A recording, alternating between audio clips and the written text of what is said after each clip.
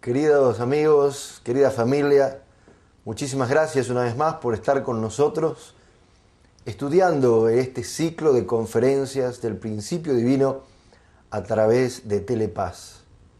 En esta oportunidad vamos a estudiar el curso de Moisés en la providencia de la restauración. Si nosotros hacemos memoria y recordamos lo que hemos estudiado hasta ahora, hemos visto que Dios ha trabajado en la historia de la providencia desde el mismo momento que Adán y Eva cayeron con un objetivo fundamental, que es la separación y la subyugación de Satanás. Por eso vamos a ver que Dios utiliza un curso modelo en su providencia. Es decir, que hay un patrón, hay un paralelismo increíble en los cursos de tres figuras centrales claves en la providencia. Primero vamos a ver quien tuvo éxito y victoria por primera vez en la historia de la restauración, que fue Jacob. Él lo consiguió a nivel individual y familiar. Y sobre ese fundamento vemos en la figura de Moisés la persona central en la providencia de la restauración a nivel nacional. Y por último, es el mismo Jesucristo quien pasa a ser el centro fundamental como personaje central en la providencia de la restauración a nivel mundial. Lo que vamos a compartir ahora es que estos tres niveles, estas tres figuras centrales de la providencia, van a pasar por situaciones similares, que una vez más les recuerdo, si uno mira la Biblia, puede ser que sean hechos aislados e independientes, pero no lo son. Lo que Dios estableció a través de Jacob fue un modelo, un patrón, un curso al cual iban a tener que seguir a nivel nacional Moisés y a nivel mundial Jesús. Por eso leemos en las Escrituras en Amós 3:7 que dice: no hace nada el Señor Yahvé sin revelar su secreto a los profetas. Es decir, que lo acontecido con Jacob será el modelo, será el curso a seguir para que se pueda subyugar totalmente a Satanás a nivel nacional y a nivel mundial. En Hechos 3:22 leemos que dice: el Señor Dios os suscitará un profeta como yo de entre vuestros hermanos. Escuchadle todo cuanto os diga. Era Moisés hablando acerca del Señor que iba a venir, el Mesías. Va a venir alguien entre ustedes, entre el pueblo de Israel, a quien deben escucharle. Y el mismo Jesús dijo: en verdad os digo, el Hijo no puede hacer nada por su cuenta, sino lo que ve hacer al Padre. Lo que hace Él, eso también lo hace igualmente el Hijo.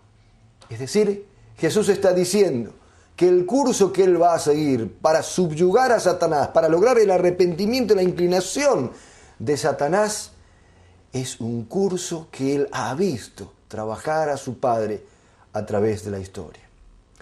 Vamos entonces a ver cómo los cursos de Moisés y de Jesús siguieron el patrón del curso de Jacob. Vamos a entrar en algunos pasajes con mucho contenido bíblico, pero como esta es una conferencia introductoria, yo los dejaré en la pantalla por unos segundos, pero no los voy a leer completamente porque nos llevaría mucho tiempo. Eso lo vamos a realizar en conferencias posteriores de profundización. Veamos este curso que Jacob primero pasa, que es de la prueba de fe. Como ustedes saben, él tiene que luchar con el ángel que finalmente vence, cambia su nombre y pasa a llamarse Israel. Al mismo nivel, Moisés tiene que pasar una prueba de fe, en este caso ya no a nivel individual, sino a nivel nacional, cuando Dios intentó matarlo. Sí, esa fue una prueba de fe tremenda que tuvo que superar Moisés y lo hizo. Y también a nivel mundial Jesús tuvo que pasar, como sabemos, las famosas 3 tentaciones después de ayunar 40 días y 40 noches.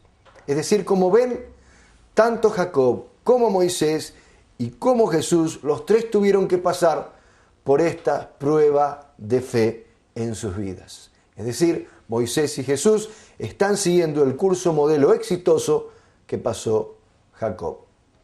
El otro punto que vamos a ver ahora tiene que ver con la carne y el espíritu. Sabemos que debido a la caída de Adán y Eva, no fue solamente algo espiritual, sino que fue también con sus cuerpos físicos. Por lo tanto, en el curso de la restauración vamos a ver algo que representa la carne, algo que representa al espíritu, y en el caso de Jacob, ¿qué fue? El pan y lentejas. En el caso de Moisés, el maná y las codornices. Y en el caso de Jesús, el pan y el vino. En un tercer punto vamos a ver ahora la importancia del cuerpo. Algo sucedió en particular con el cuerpo de cada una de estas tres figuras centrales. Y esto, una vez más, está conectado con la caída, porque el cuerpo sustancialmente cometió pecado. Entonces, en el curso de la restauración, en la providencia de la restauración, vemos situaciones en relación al cuerpo. En el caso de Jacob, hubo embalsamiento durante 40 días que significaban la separación de Satanás. Recuerda el número 40, 4 por 10, separación de Satanás. Moisés, hubo disputa de su cuerpo entre Satanás y el arcángel Miguel, y sabemos también que después de la muerte de nuestro Señor Jesucristo hubo desaparición y situaciones milagrosas en relación a su cuerpo. El cuarto punto, vemos las condiciones numéricas necesarias en el periodo de restauración. Hablamos del número 3, hablamos del número 12, hablamos del número 7 o de su múltiplo 70. Y vamos a analizar en la historia este paralelismo increíble que solamente el principio divino nos da esta luz, nos saca de la oscuridad, de la ignorancia y de la confusión. En el caso de Jacob hubo un periodo de 3 días después que él dejó Harán, en la tierra de su tío Labán. En el caso de Moisés fue un periodo de 3 días necesario para salir de Egipto, y en el caso de Jesús, periodo de 3 días después de la crucifixión. En el caso del número 12, en Jacob vemos que él tuvo 12 hijos, Moisés tuvo 12 tribus y Jesús tuvo 12 apóstoles. En términos del número 7, vemos, Jacob tuvo 70 miembros de su familia, Moisés tuvo 70 ancianos y Jesús tuvo 70 discípulos. Como verán, es increíble el paralelismo en cada uno de estos casos. Vemos también la actitud necesaria en la restauración con el bastón. Jacob atravesó el río Jordán con el bastón. Moisés atravesó el Mar Rojo con el bastón. Y Jesús, a través de su vara de hierro, atravesando el mundo de sufrimiento. Como verán, cada uno de estos puntos tiene su versículo bíblico. Así que yo le aliento con tiempo que vaya a la Santa Biblia a poder estudiar con profundidad cada uno de estos acontecimientos. Vemos luego la importancia en la providencia de la restauración, de la cooperación entre una madre y su hijo. Es increíble cómo el principio divino nos revela esto que está ahí en las Escrituras, pero que muchos, por miles de años, no han podido comprender como lo está haciendo usted y yo en estos momentos. En el caso de Jacob, Rebeca salva su vida. ¿Recuerdan cuando Esaú estaba determinado a matar a su hermano Jacob? La madre lo ayuda y finalmente lo conduce a la tierra de su hermano. En el caso de Moisés, fue la misma madre la que lo salva y lo educa, siendo la nodriza de él en el palacio cuando él pasa sus primeros años en la casa del faraón. Y en el caso de Jesús conocemos cómo María salva a Jesús. En la época que se había determinado en Roma que había que matar a todo aquel niño que había nacido, ellos se van para Egipto. Vemos también la necesidad de que cada uno de ellos va a pasar un curso para salir de esa situación del mundo satánico hacia la esfera celestial. En el caso de Jacob, sale de Harán hacia Canaán. En el caso de Moisés, es de Egipto a Canaán. Y en el caso de Jesús, de Egipto a Palestina. El último punto que es importante para nosotros ver, este increíble paralelismo, es la destrucción del mal. Jacob enterró a los ídolos bajo la encima. Moisés quemó el becerro de oro y Jesús subyugó sustancialmente a Satanás. Como verán, amigos míos, es increíble entender que Dios es un Dios de principios, Dios es un Dios de leyes, Dios es un Dios de fórmulas, de cursos, modelos para poder conseguir la victoria, del cual tenemos que aprender también nosotros para tener victoria en nuestras propias vidas. Vamos a ver ahora entonces con más detalles la providencia de la restauración centrada en Moisés.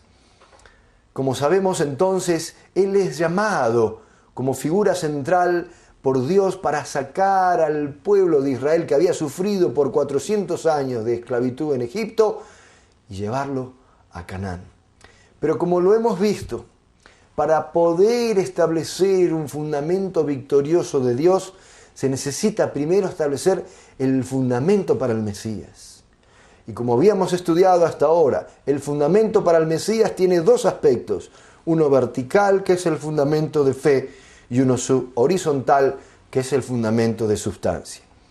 Vamos a ver que en este caso, en el curso de Moisés, hay 3 períodos de 40 años.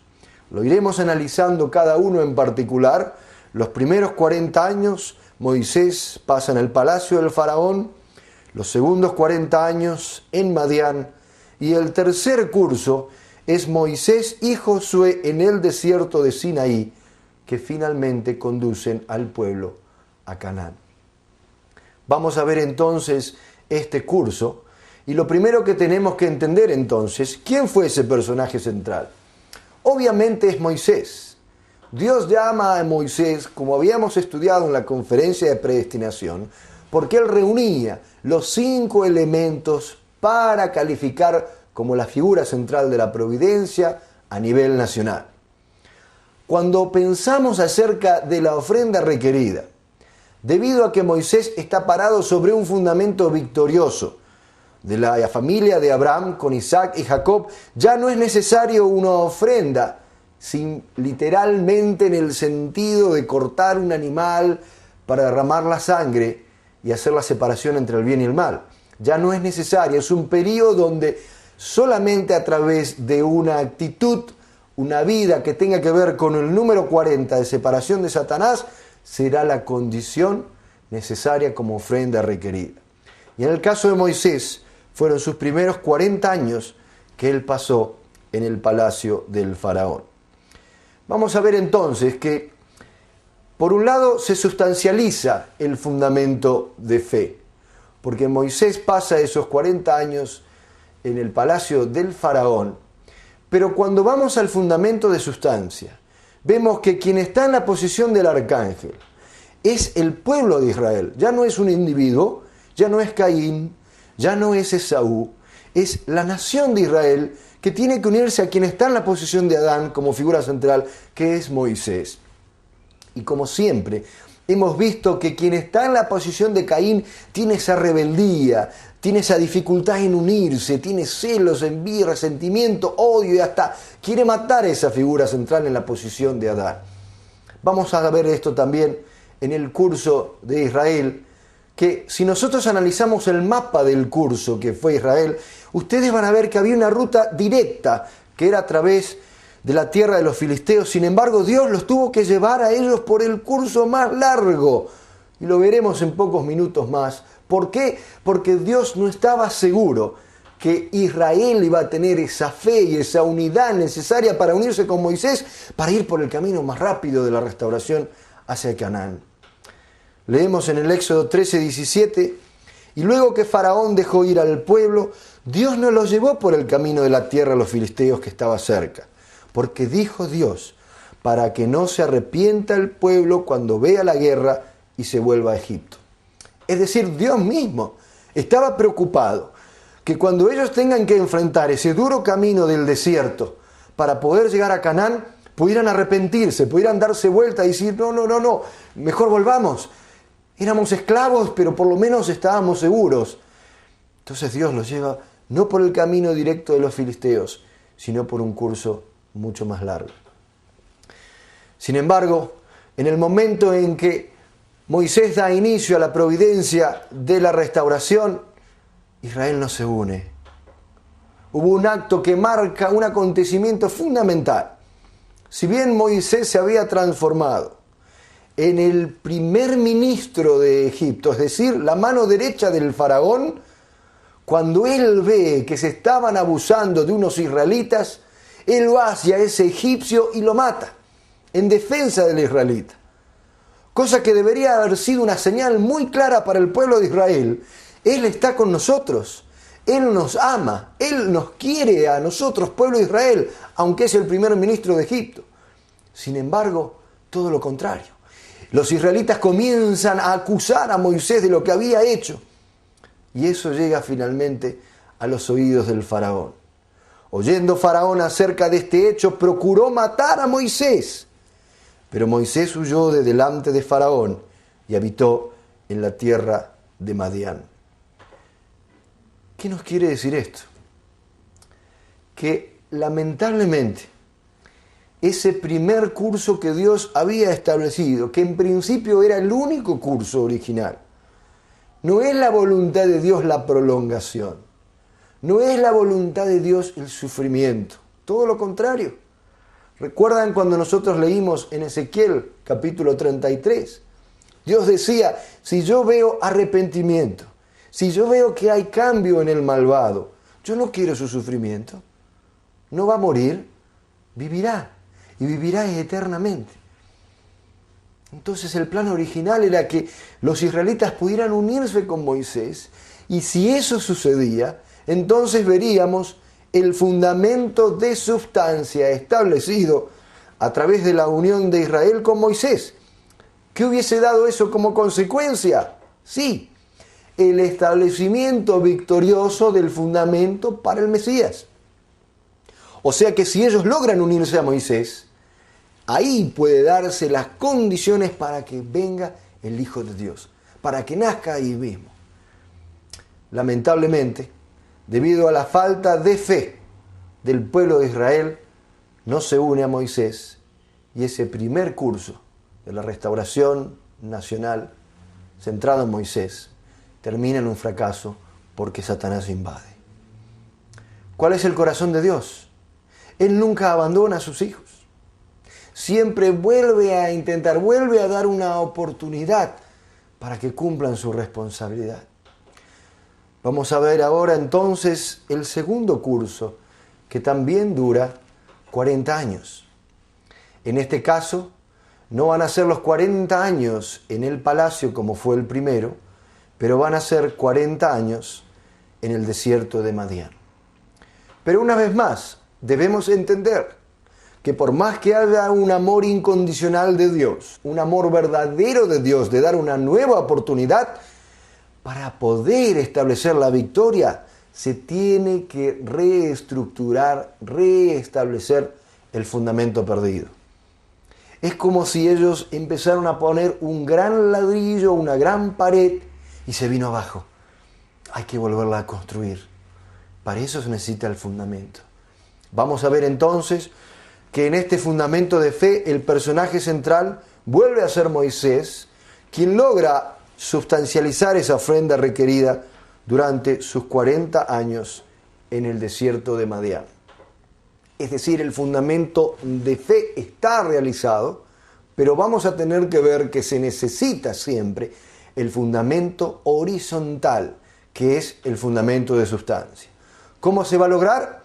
Si el pueblo de Israel, que está en la posición de arcángel, logra unirse absolutamente con Moisés.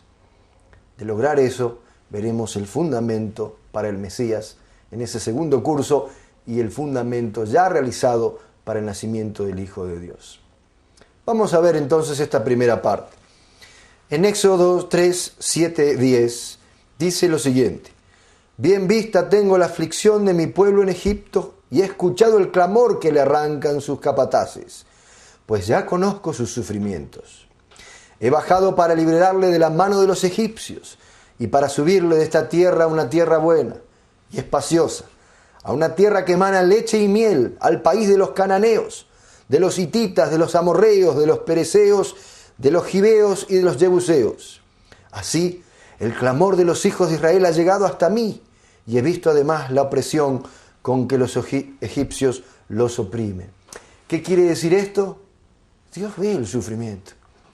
Pero como ya estaban dadas las condiciones, recuerdan que había que pasar, debido al fracaso de Abraham en la última parte de la ofrenda, había que pasar un periodo de 400 años de sufrimiento en tierra ajena, le había dicho Dios a Abraham. Este periodo ya se cumplió. Entonces Dios lo llama a Moisés y culmina este versículo diciendo: ahora pues ve, yo te envío al faraón para que saques a mi pueblo, los hijos de Israel, de Egipto.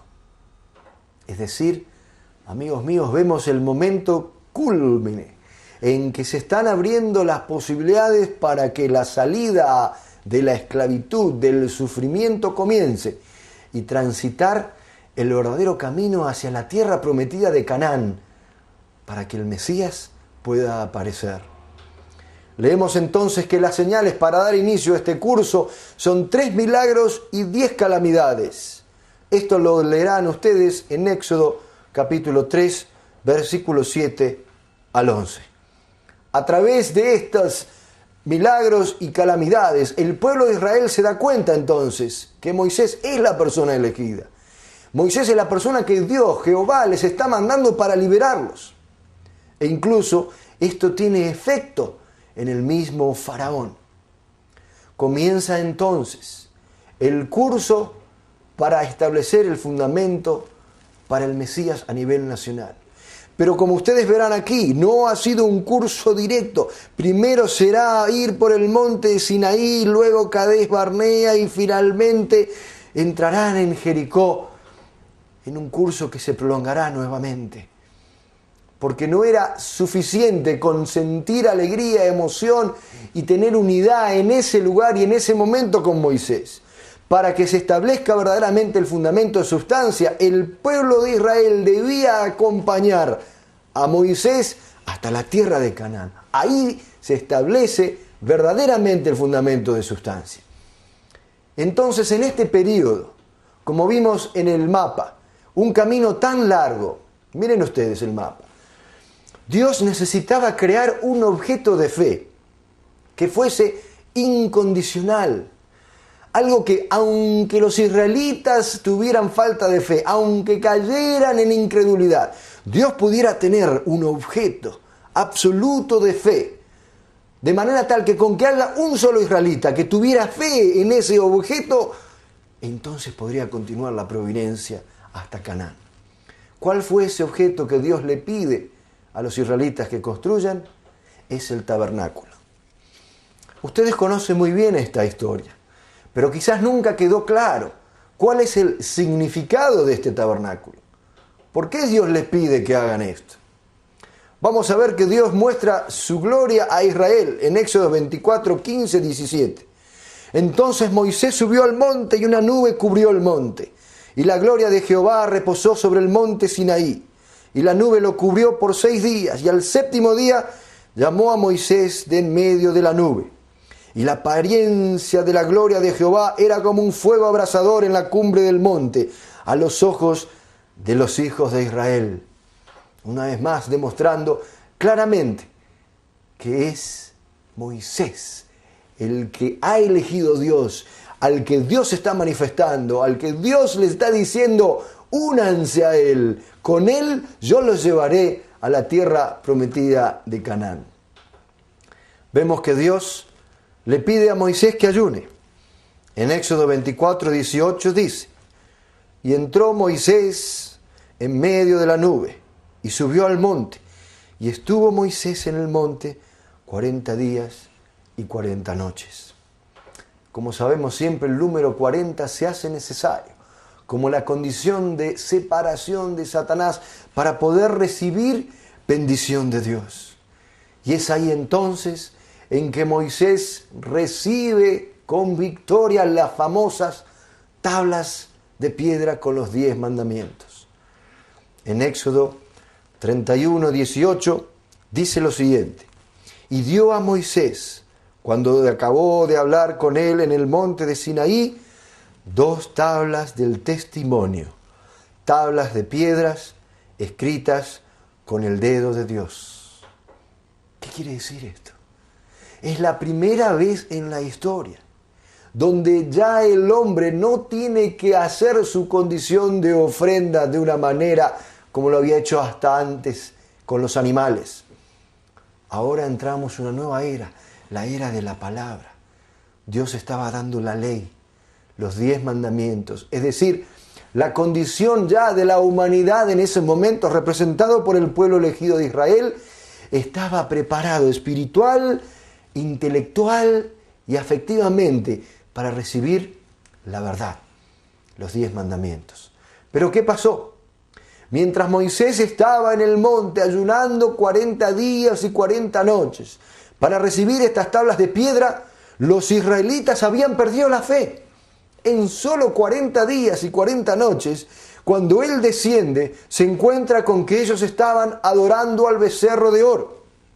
Incluso habían vendido el oro, lo habían puesto en ese becerro y adoraban al becerro de oro que, como sabemos, representaba a Satanás. ¿Qué sucede en esos momentos? Moisés le viene una ira tremenda y él se enoja y rompe las tablas de piedra en un acto de furia y de ira. Cosa que no fue del agrado de Dios. Por eso, como él se equivoca, debe ayunar nuevamente 40 días. Tiene que hacer una nueva separación de Satanás. Y lo leemos en Éxodo 34:1. Dice lo siguiente: y Jehová dijo a Moisés: alízate 2 tablas de piedra como las primeras. ¿Se dan cuenta? Se tiene que volver a repetir cada vez que alguien comete un fracaso, cada vez que alguien no cumple su verdadera responsabilidad. Entonces Dios les dice, como las primeras, y escribiré sobre esas tablas las palabras que estaban en las tablas primeras que quebraste. O sea que Dios, como Padre de amor, Dios en realidad es incambiable, es eterno y absoluto en su corazón. Por lo tanto, pese a ese error, a ese traspié de Moisés, lo llama e invita a que se párese por 40 días para que Satanás se aleje y Dios pueda bendecir nuevamente con las tablas de piedra. Ahora, esto que es tan importante, porque fíjese que no aconteció una vez. A pesar de romperlas, Dios dice, hay que volver a escribir esas tablas. Tienen que tener un significado muy importante. Entonces vamos a ver ahora qué significan estas tablas de piedra. Para eso primero tenemos que entender que las tablas, en primer lugar, son una representación sustancial de la palabra. Segundo, van a ser la restauración simbólica de Adán y Eva. Y tercero, la representación simbólica de Jesús y el Espíritu Santo. ¿Y por qué entendemos que eso es así? Esto es muy importante.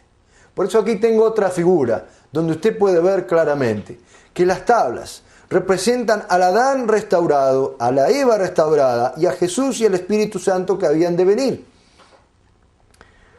Muchas veces suceden acontecimientos en la historia de la providencia que no podemos entender verdaderamente su significado. Por eso una vez más les recuerdo que es una gran bendición de Dios poder estar aquí compartiendo este contenido del principio divino que nos aclara tantas dudas, tanto en el Antiguo como en el Nuevo Testamento. Entonces vamos a ver en detalle la situación ahora del tabernáculo. ¿Qué significa el tabernáculo? Por un lado, el tabernáculo representa al Mesías que había de venir. ¿Por qué? Recuerden ustedes, en Juan 2:21, Jesús se comparó al santuario de Jerusalén con su cuerpo. En 1 Corintios 3:16, el apóstol Pablo dice que el cuerpo es el templo de Dios. Es decir, este tabernáculo es una representación del Mesías que había de venir. Por eso Dios decía que era el objeto de fe, al cual ellos debían adorar, debían respetar, debían amar por sobre todas las cosas. Y el tabernáculo que representa entonces al Mesías, tenía una estructura muy específica, muy determinada, porque si es el Mesías que había de venir en un aspecto simbólico, tiene que tener una estructura celestial, una responsabilidad celestial específica por parte de Dios. Cuando analizamos entonces el templo, repito, que representa al Mesías que había de venir, por un lado estaba el lugar santo, por el otro lado el lugar santísimo. En algunas versiones también se lo conoce como el lugar, el santo de los santos. Pero es decir, había un lugar común donde ingresaba el pueblo en general y el lugar donde solamente ingresaba el sumo sacerdote, que era el Santísimo. ¿Por qué? Porque allí se encontraba el arca de la alianza con las 2 tablas de piedra. Y a su vez, ¿qué significa esto? Dijimos que las 2 tablas representaban a Jesús y al Espíritu Santo, los cielos y la tierra. Y el santo representa al cuerpo de Jesús y el Santísimo representa al Espíritu de Jesús. Porque el Mesías viene en cuerpo y en espíritu. Entonces entendemos siempre que para que haya un fundamento victorioso del Mesías, necesitamos siempre fundamento de fe y fundamento de sustancia. Si el tabernáculo está representando simbólicamente al Mesías, también necesitamos un fundamento para el tabernáculo. El personaje central en ese fundamento de fe fue Moisés, y la ofrenda requerida fue su primer ayuno de 40 días, que se logró con mucho éxito. Pero como vimos, debido al fracaso de Israel en no unirse con Moisés, quien, como ustedes ven en este plano, tenían la responsabilidad en la posición del arcángel de unirse incondicionalmente para establecer ese fundamento. Entonces, debido a que ellos no se unen, pese a la victoria de Moisés, pese a establecer el fundamento de fe, no hay fundamento de sustancia. Por lo tanto, el fundamento para el tabernáculo se pierde en primera instancia. Vemos un nuevo intento. Una vez más, Dios quiere ver la victoria de sus hijos, quiere dar bendiciones, pero para ello tienen que cumplir su parte de responsabilidad.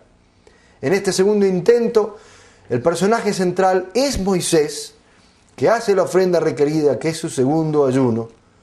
Sin embargo, una vez más, nos encontramos con una situación muy difícil porque los israelitas no se unen de corazón con Moisés.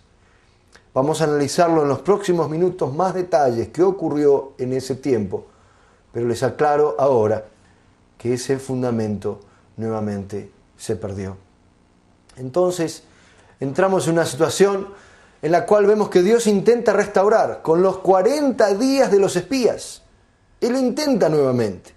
Si ustedes leen en Números, capítulo 13, versículos 1 al 15, podrán ver en detalle cómo Dios establece una providencia, de la cual elige a 12 espías.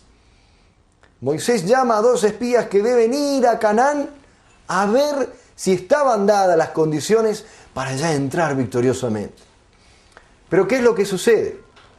Solo Josué y Caleb tienen fe.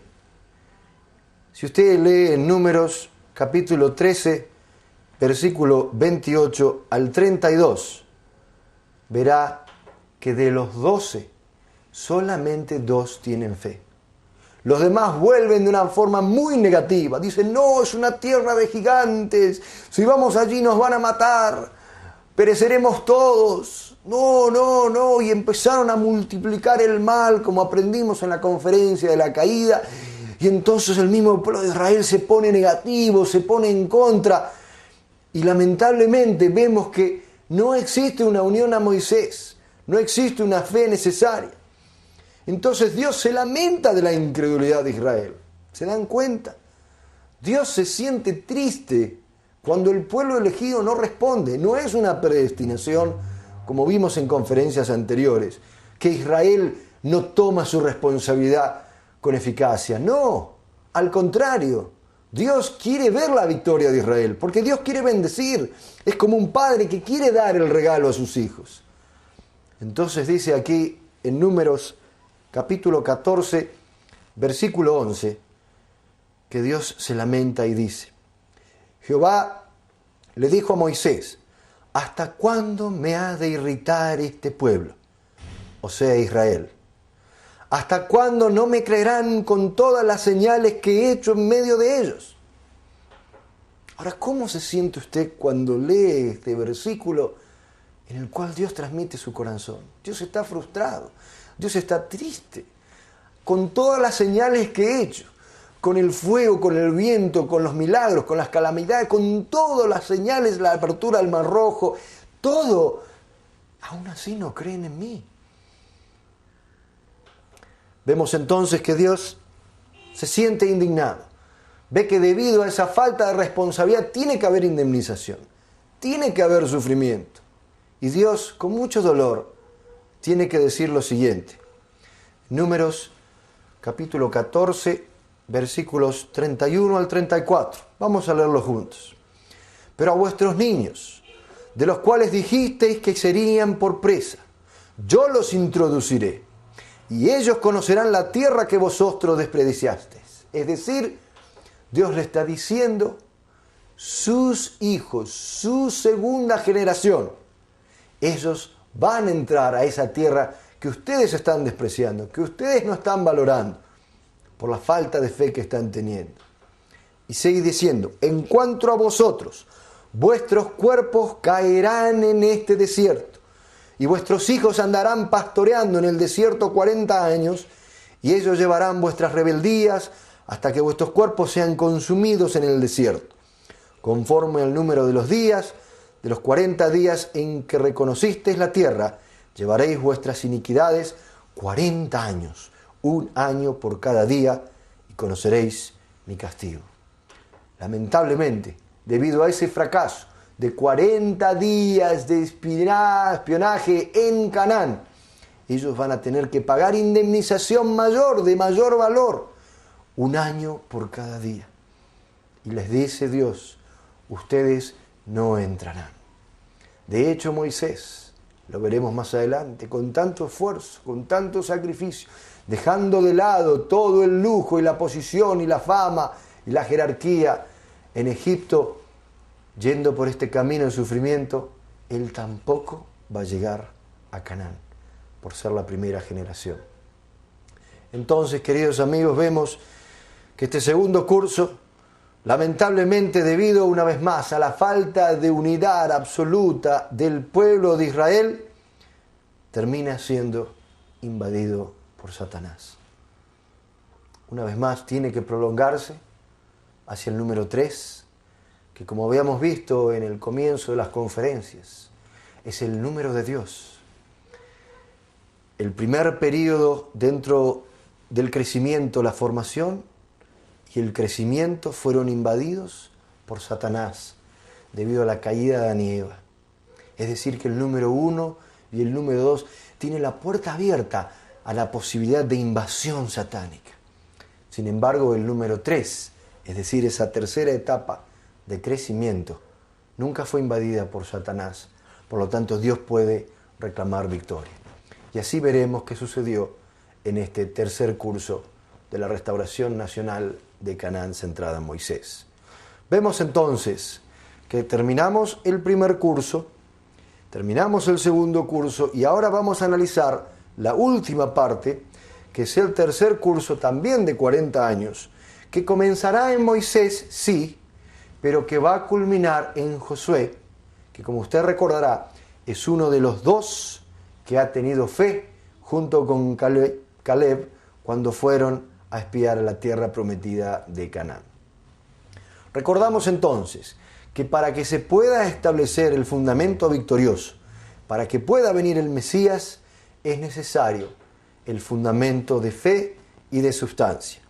En este caso, el personaje central será Moisés junto con Josué, y la ofrenda requerida son los 40 años en el desierto. Veremos que este fundamento de fe se cumple perfectamente y analizaremos la segunda parte, que es el fundamento horizontal de sustancia, la primera generación centrada en Moisés y la segunda centrada en Josué. Ambos en la posición de arcángel representando a Israel y ambos, Moisés y Josué, representando a la posición de Adán. ¿Cómo comienza todo esto?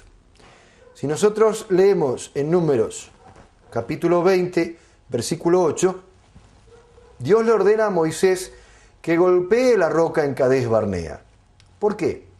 El pueblo israelita, en su curso hacia la tierra prometida de Canaán, estaba en el medio del desierto. Naturalmente existía la sed. Dios se siente misericordioso y le dice a Moisés entonces que golpee la roca para darle agua a su pueblo. Dice lo siguiente: toma la vara y reúne la congregación, tú y Aarón tu hermano, y hablad a la peña a vista de ellos, y ella dará su agua y les sacarás agua de la peña y darás de beber a la congregación y a sus bestias. Es decir, Dios mismo le ordena a Moisés que golpee la roca. No es una actitud independiente, autónoma de por sí de Moisés. Él está recibiendo una dirección. ¿Y Moisés qué hace? Números 20, 11. Entonces alzó Moisés su mano y golpeó la peña o la roca con su vara 2 veces. Sin embargo, Dios le había dicho que debía golpear la roca 1 vez. Moisés, enfurecido, porque él estaba con mucha rabia, bronca. El pueblo siempre quejándose, nunca contento, nunca agradecido. Entonces él, cuando va a golpear la roca, porque Dios le pide, dales agua. Sí, están cediendo, yo los amo, yo quiero que le des agua. Y él, en vez de golpear la roca felizmente y dar agua, él se enfurece, ¡pah! ¡Pah! 2 veces. ¿Y qué sucede? Leamos a continuación Números capítulo 20, versículo 12. Y Jehová dijo a Moisés y a Aarón: por cuanto no creísteis en mí para santificarme delante de los hijos de Israel, por lo tanto, no meteréis esta congregación en la tierra que les he dado. Dios muestra su descontento, pero fíjense hasta qué punto. No es solamente un tirón de oreja. ¿Por qué, Moisés, hijo mío, golpeaste a la roca 2 veces si yo te dije que lo hicieras 1 sola vez? No. Dios le está diciendo, debido al error que cometiste, debido a pegar a la roca 2 veces, tú ahora no vas a entrar en Canaán. No vas a entrar en la tierra prometida de Canaán, de miel, de leche, del reino de los cielos. No, tú vas a morir en el desierto. A tal punto que si ustedes leen más adelante, Moisés le pide, no, por favor, Jehová, Dios mío, todo este esfuerzo, todo este sacrificio, 80 años caminando para llegar a Canaán, quiero ver la tierra de Canaán. Dios es categórico. Y cuando uno lee este versículo bíblico, se pregunta, pero ¿cómo puede ser un Dios de amor, un Dios misericordioso, ser tan cruel aparentemente, por pegar una roca 2 veces en vez de 1, no va a poder ver esa tan ansiada tierra? Sin embargo, Dios nunca hace nada si no hay un principio, una razón celestial, providencial de por medio. ¿Qué sucede? La roca, en realidad, como fuente de las tablas de piedra, del arca y del tabernáculo, representaba al Mesías. Leemos en la primera carta de Corintios 10:4 y en Apocalipsis 2:17 que la roca representa a Cristo. La roca representa al Mesías. En este caso, debido a que Adán, que es el primer hijo de Dios, el primero que debería haber cumplido su responsabilidad y llegado a la unidad con Dios, cae, entonces la roca había sido invadida por Satanás. Claro que sí. Entonces Dios les dice, pégale una vez a esa roca. ¿Por qué? Porque a través de pegarle una sola vez, esta roca, que en estos momentos está sin agua porque representa al Adán caído, se va a transformar en una roca que produce agua. Ese fue el plan de Dios. Es decir, simbólicamente, al pegar a la roca una vez, ese Adán caído que está representado por la influencia y el dominio de Satanás debido a la caída, es restaurada y pasa a ser entonces el Adán restaurado. Y el Adán restaurado sabemos muy bien que representa al Mesías que había de venir. Por lo tanto, cuando Él vuelve a pegar a la roca una vez más, ¿a quién le está pegando? Sí, le está pegando al Adán restaurado. Le está pegando a quien representa al Mesías. Por eso Dios considera que fue algo terrible. Miremos bien ahora el ejemplo. El segundo golpe es ese ataque que presenta por qué es esto grave.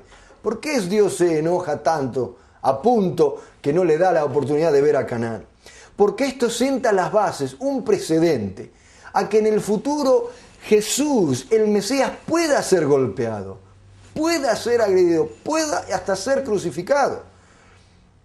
Tan grave y tan serio era ese segundo golpe a esa roca que representaba al Mesías que había de venir.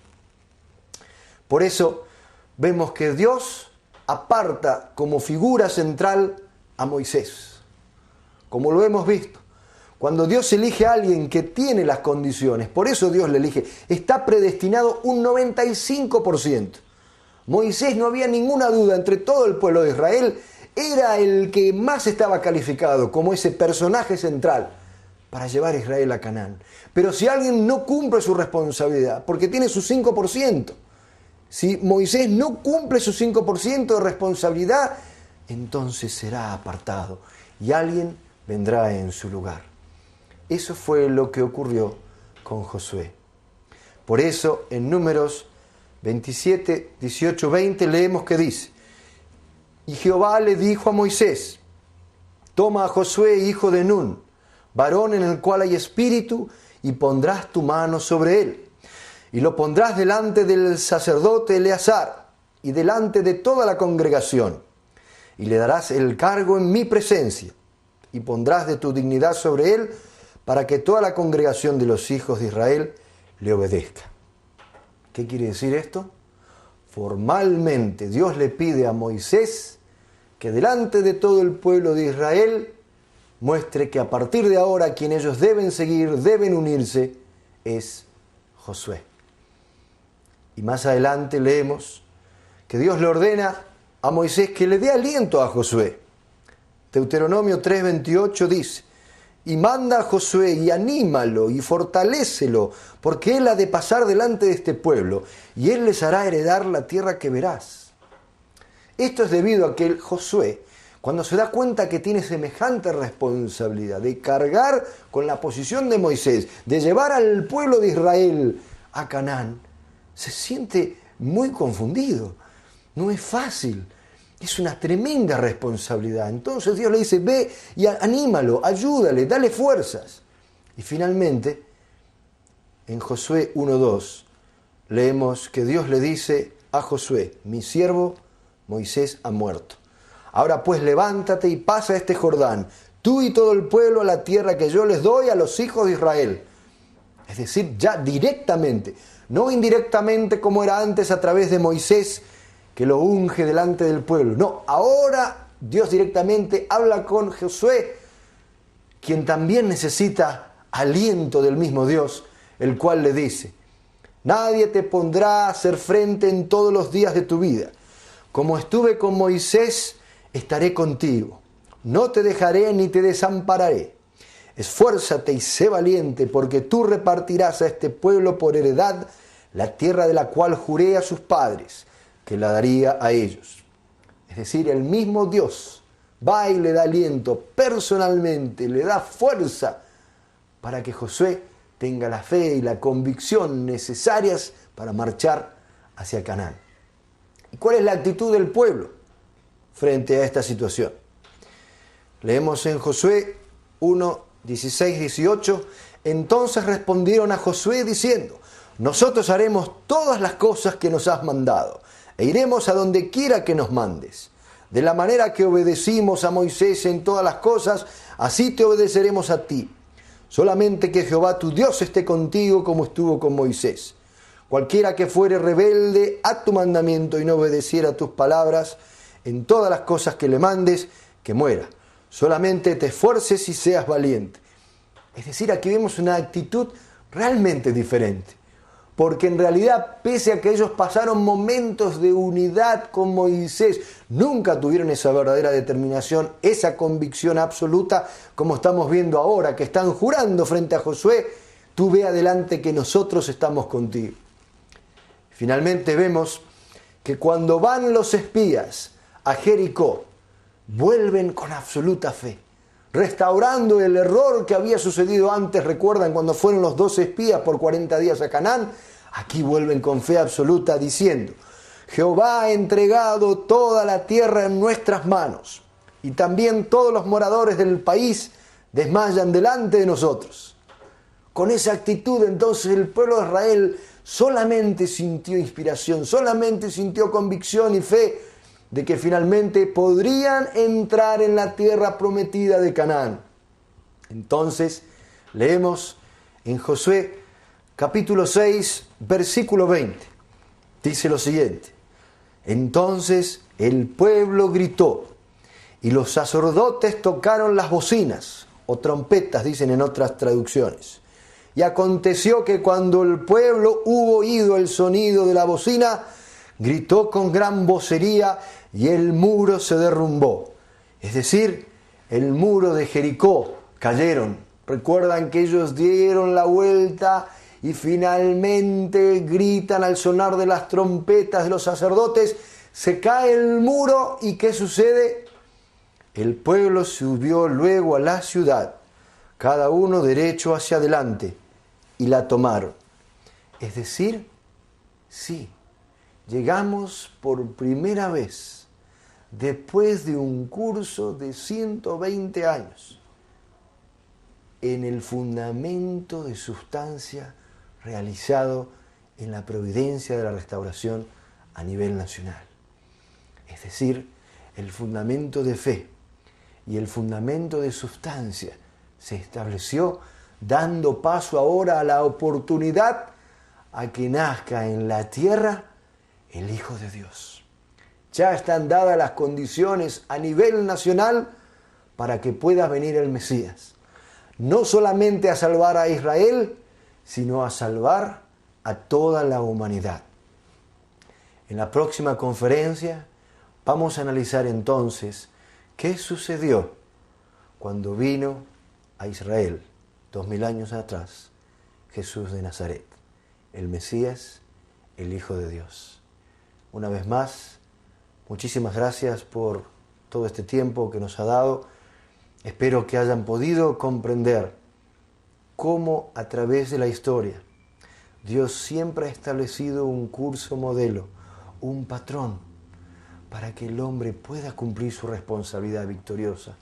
Así puede haber bendición de Dios. Una vez más, en nombre de todos los que estamos aquí en Telepaz, les deseamos todo lo mejor para usted, su familia, y que Dios les bendiga. Muchas gracias.